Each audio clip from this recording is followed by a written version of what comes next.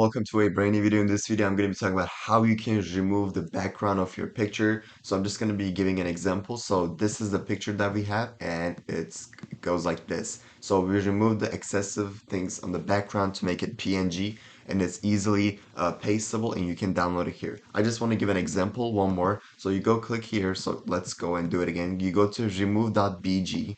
I won't provide the link in the description, but you guys can go remove.bg. You can upload an image and then it will ask you to show one.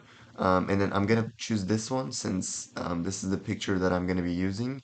I think this one was used. And then it will automatically remove it for me. As you guys can see, this didn't have, like, when I pasted, it would have the excessive things in the background, but when I click on remove background, it will show me that there's PNG, like it's um, fully removed. And I will use one more for my face. Let me find my face picture. Um, I'll use, I'm gonna use this one. Let's see what this is. So it automatically detects the picture and it automatically removes the background that's excessive. So as you guys can see here, this is the excessive ones and it will automatically remove it for me, and I can easily use it on Google Slides or other. You can also click on edit and erase and restore.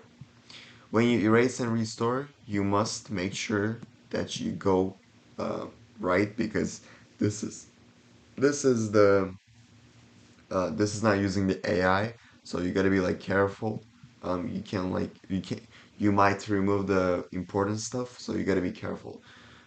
See it removed. You can erase and restore, and the background, you can change the background, like the filter.